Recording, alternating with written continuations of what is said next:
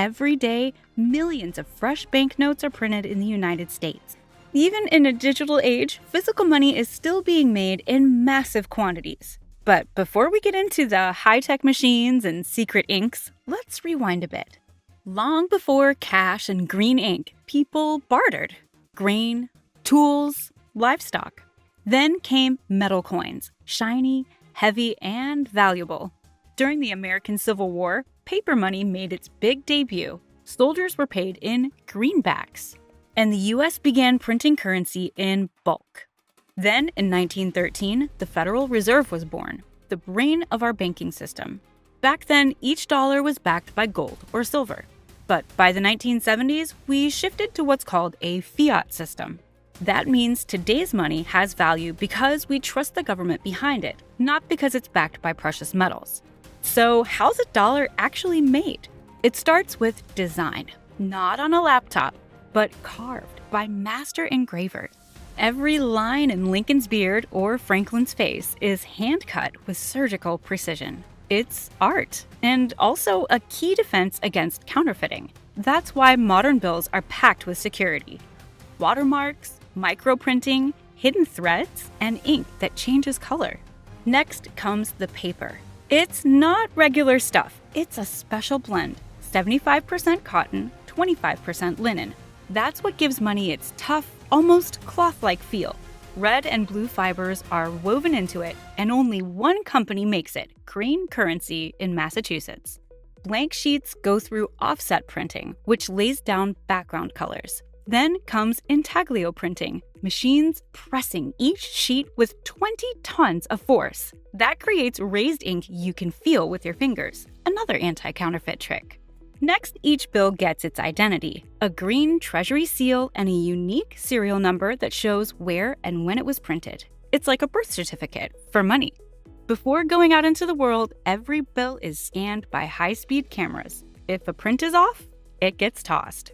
The perfect ones are cut, stacked into bricks of 100, and shipped to Federal Reserve banks, ready to enter circulation. A $20 bill lasts about 6.5 years before it's worn out. So that's the life of a dollar. Designed, pressed, inspected, and finally, spent. So if today's money isn't backed by gold, where's the gold? And what happens to it once it's pulled from the earth? Let's rewind again, this time to 1799, when a 17-pound gold nugget was found in North Carolina. That single rock kicked off America's first gold rush. But the real frenzy came in 1848, when gold was discovered at Sutter's Mill in California. Suddenly, everyone wanted a piece of the action. The U.S. opened mint branches in places like Denver and San Francisco just to keep up. For decades, American money was backed by physical gold. That changed in 1933, when President Roosevelt restricted private gold ownership and pulled gold coins out of circulation.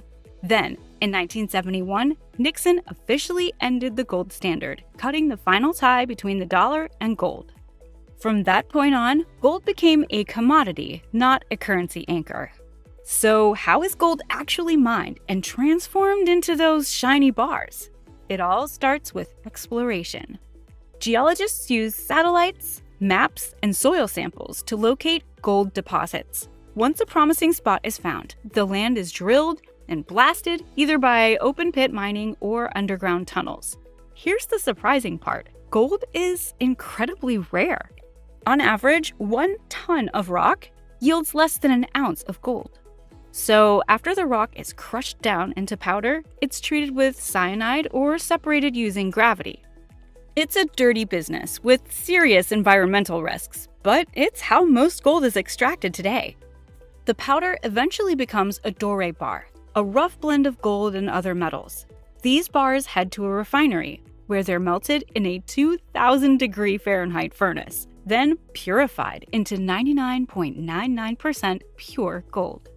The final product is poured into molds, stamped with its weight, purity, and a unique serial number. Now it's ready to become a bank reserve, a circuit board, or a wedding ring. Speaking of reserves, Fort Knox is real. It holds about half of America's official gold stash. But here's a fun fact. If you gathered all the gold ever mined in human history, It would fit into a cube just 23 meters on each side. That's it, all the gold in the world. And in terms of production, Nevada dominates U.S. gold mining, accounting for over 70% of the nation's output.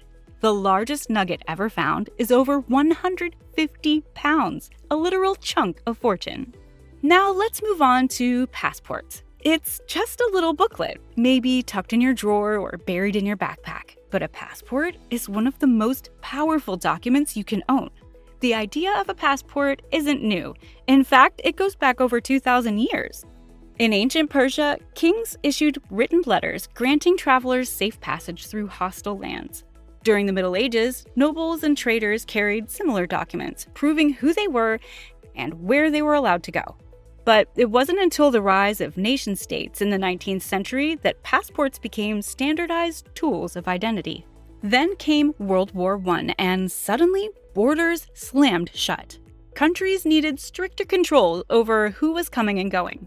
That led to the first international passport guidelines under the League of Nations, setting the stage for the modern passport system we know today.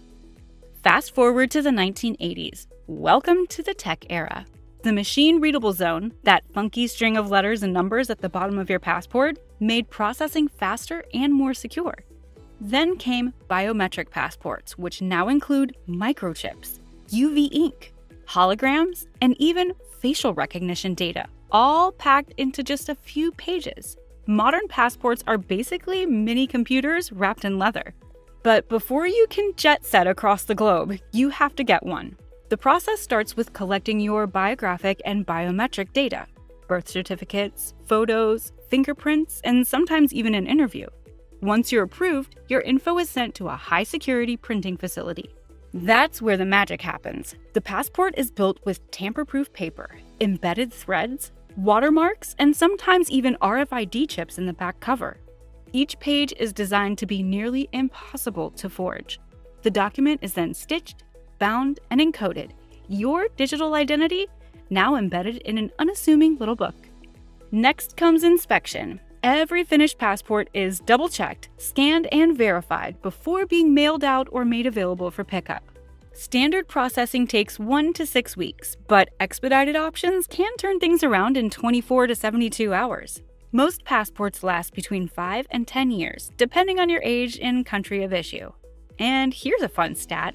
Not all passports are equal. As of May 2025, Singapore holds the world's most powerful passport, granting access to 195 countries visa-free.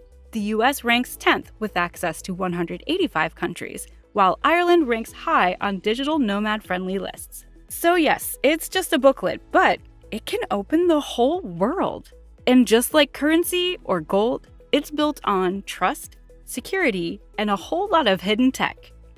Everything we carry, spend, or show at the border has a story behind it. If you enjoyed the journey, hit like and subscribe for more behind-the-scenes deep dives.